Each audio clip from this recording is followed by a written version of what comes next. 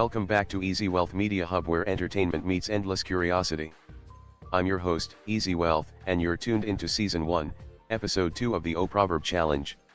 Today, we were joined by two incredible minds, Mr. Alaremu and Miss Aduke, as they battled it out in a clash of Yoruba wisdom and wit. Now, before we dive in, we have to keep it real with you. Studio microphone: unfortunately, due to a technical error, our audio files got corrupted during recording. But don't worry, we didn't let that stop us. We're here to visually take you through what went down in Episode 2, the gestures, the vibes, the moments, and at the end of this video, we'll announce the winner of this unforgettable round. So stick around, you're in for a good one. Let the challenge begin. As the Proverb Challenge unfolds, we don't just watch a game. We tell a story. A story deeply rooted in the soil of our ancestors, where the Yoruba culture comes alive not just in language, but in wisdom. Yoruba proverbs, or O, are more than just words, they are the soul of our communication. They began as oral gems passed from elders to the young, around moonlit gatherings, in palaces, farms, and village squares.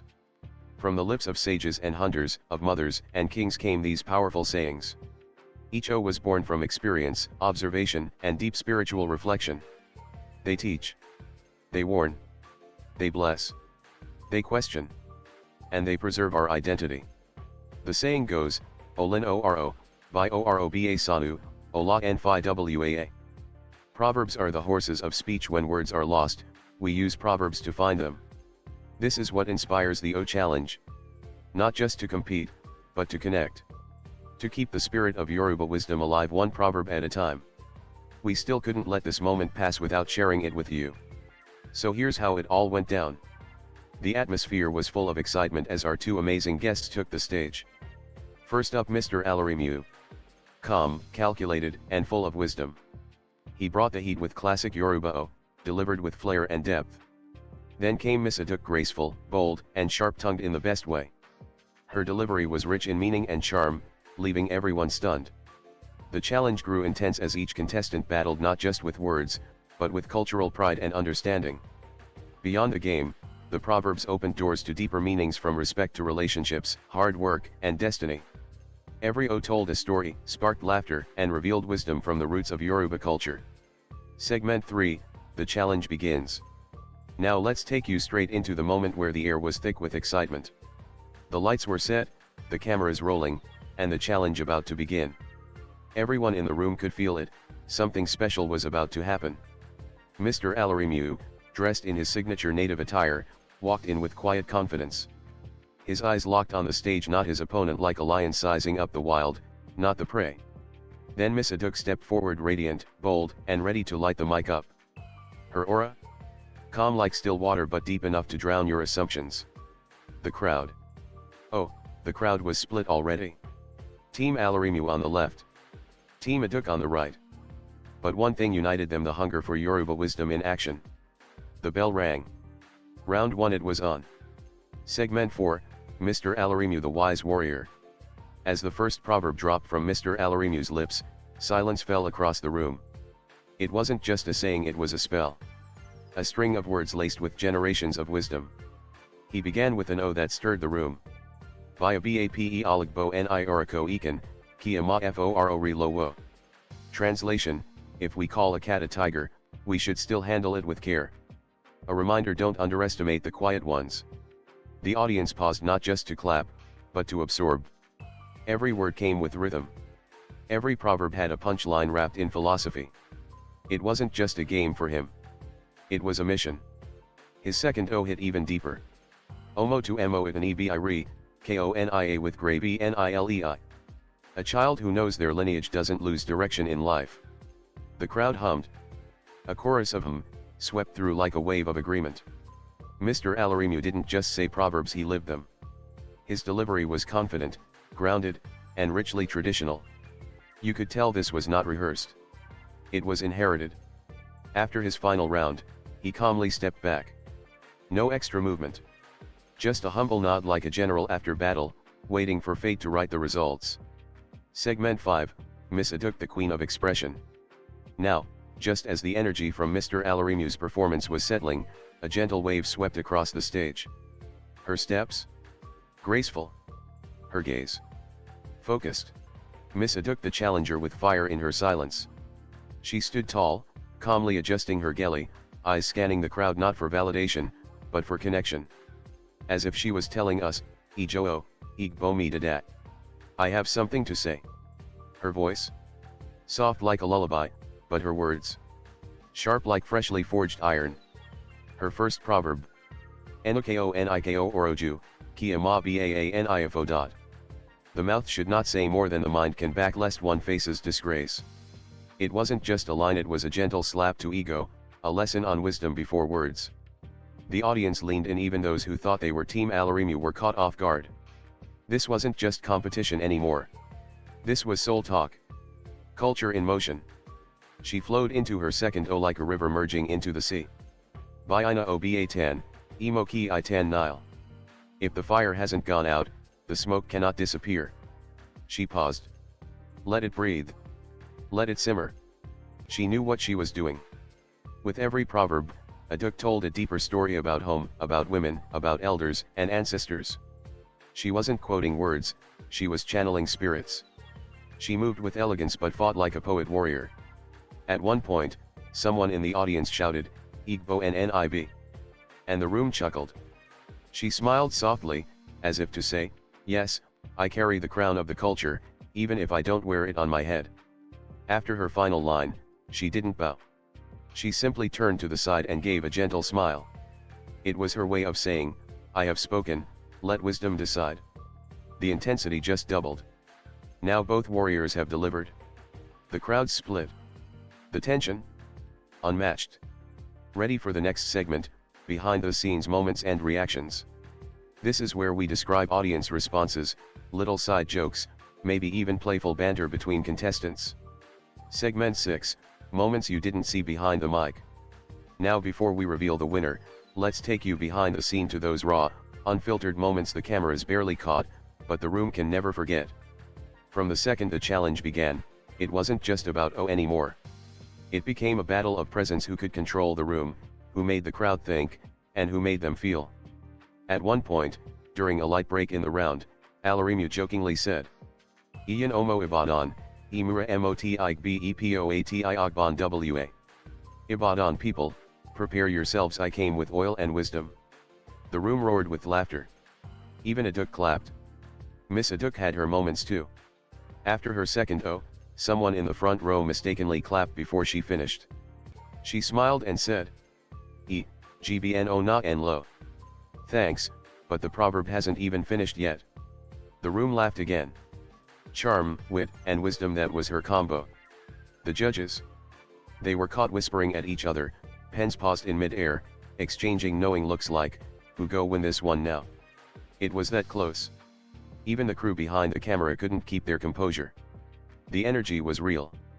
The silence after each proverb? Heavy. The applause? Deafening. And now, the moment everyone was waiting for. The results were in. The whispers turned into silence. The anticipation? You could slice it with a blade. Segment 7, Who Truly Won? Suspense tease. Now, as the final applause faded, one question echoed across the room like a drum beat in the distance.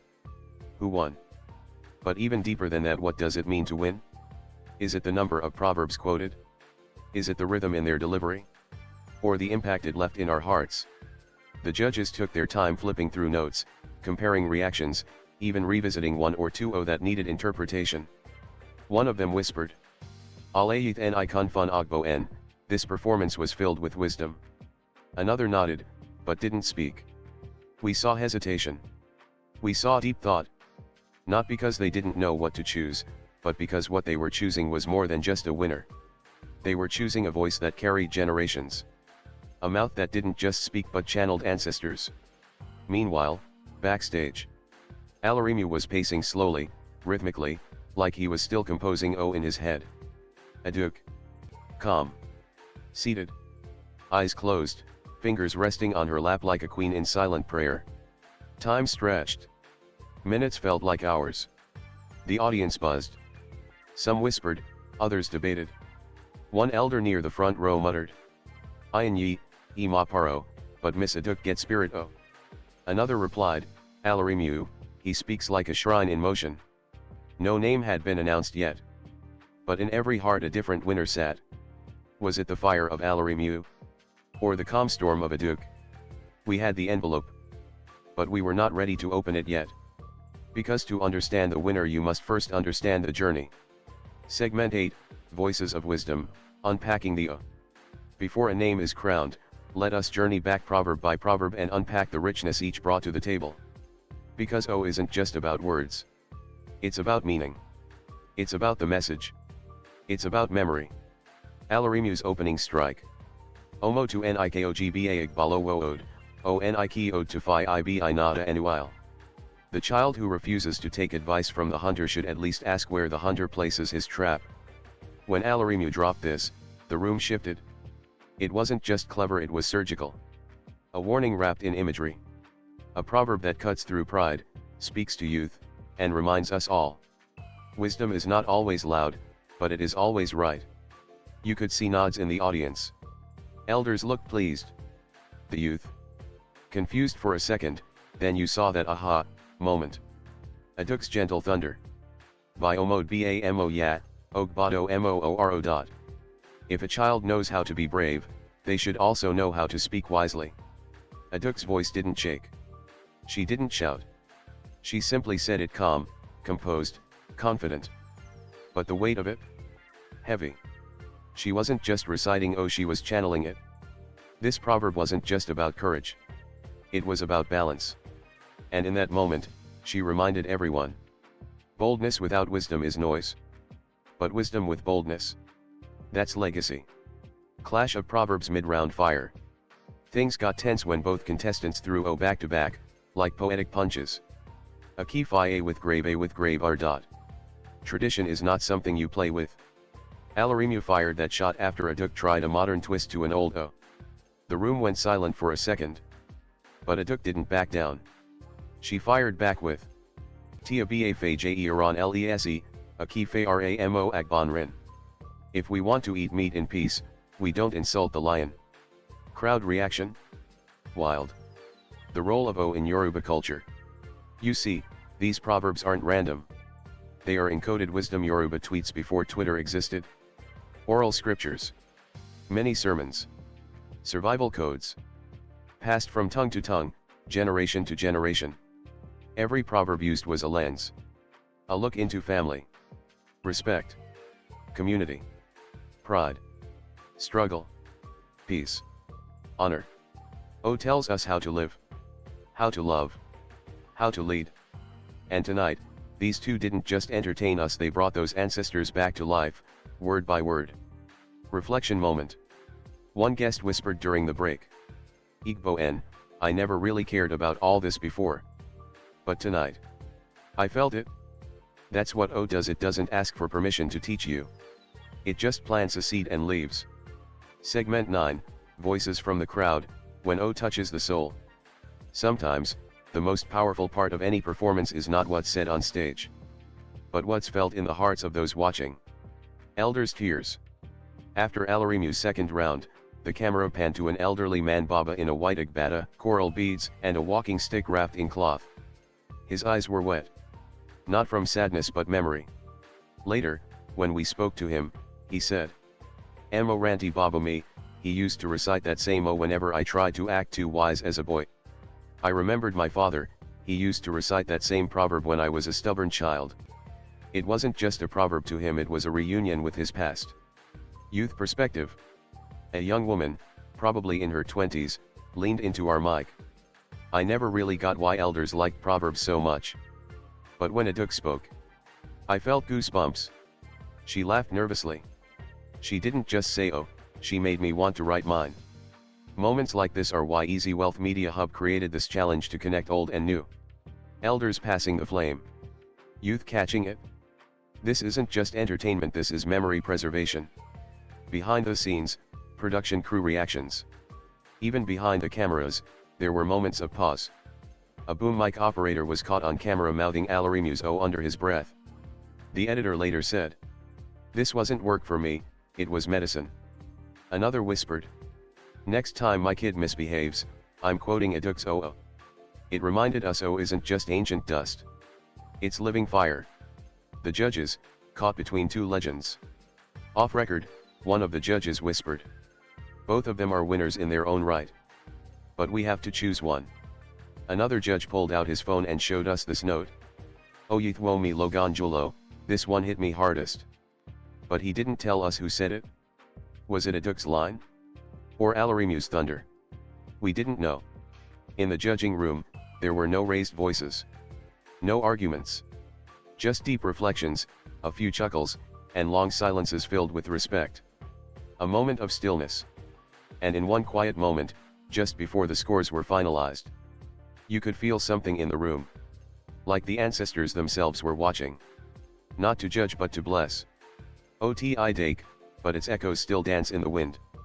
Segment 10, Flashbacks and Untold Moments, Behind the Behind every great performance, there are untold stories, moments of doubt, of practice, of nerves. And a few laughs along the way. Alaremu's pre-challenge ritual. Just a few hours before the challenge began, we caught Alaremu walking into the backstage area. He was alone. His steps, slow, deliberate. He stopped at the corner, closed his eyes, and said something softly under his breath. We couldn't hear it, but later, we found out. Itan ije oko, koni bowo. History is the vehicle, respect is the fuel. That was his mantra for the day. Alaremu wasn't just competing, he was honoring the very culture he was about to showcase. Aduke's quiet confidence. Aduke, on the other hand, was the opposite. She wasn't in the corner, whispering to herself. She was sitting in front of the mirror, humming a Yoruba song, adjusting her beads. Baen so roni ibg, koejekoni kon gbn. When we speak, let it not just be noise, but wisdom. That was Aduke's energy, calm, poised, ready to deliver her truth. The cameras are rolling, the real challenge begins. It wasn't just the contestants who had pressure. The crew felt it too. As the cameras started rolling, the real-time decisions began. We were told to zoom in at this moment, hold the shot at that. But everyone was watching not for the perfect camera angles, but for the moment of truth. Would Aduke's calm energy stand up to Alaremu's fiery delivery? Then, when the first round was underway, the power went out for just a second. A full 30 seconds of darkness. But it didn't faze either contestant. Both of them stood still, waiting for the light to return like seasoned warriors who've seen the storm before. The judges' decision room, more than a score. Back in the judges' room, it wasn't about just scoring points. It was about feeling. One judge looked at us and said, "This isn't a competition. It's a celebration. Of culture. Of wisdom. Of our ancestors." They had to step outside, collect their thoughts, and let the decision marinate. They said it was difficult not because the were weak, I just wish we had more time. Behind the laughs, the fun moments. But it wasn't all serious. There were moments that made everyone laugh. Like when Aduke mispronounced one of her proverbs during rehearsal and Alaremu jokingly asked if she was speaking Yoruba or French. The whole room burst into laughter. Even the crew had to pause. Moments like this remind you that behind every performance, there's humanity and a whole lot of fun. The calm before the storm, preparing for the final round. And as the final round loomed, the contestants stood at opposite corners of the stage, eyes closed. The atmosphere was thick. They weren't looking for victory, but for truth. This was no longer a competition, this was a sacred offering to the art of Yoruba. The culture lives on. As we captured the moments, we saw it, the beauty of culture living on. Both contestants didn't just perform their they lived it. This was not just a challenge. It was a statement. The Yoruba culture is alive. The proverbs are alive. And they'll continue to speak for generations to come. Segment 11, the moment before the decision. The best performances always come with a moment of doubt, the calm before the storm, the hush before the applause. Time stands still. You know that moment, right before the final decision is made? When the air is thick with anticipation. That was the vibe in the room. The judges sat in their chairs, pens in hand, paper scattered with notes. But nobody was writing. They were lost in the moment, the weight of Yoruba tradition settling in their minds. They weren't judging contestants, they were guarding the very essence of culture. How do you score wisdom?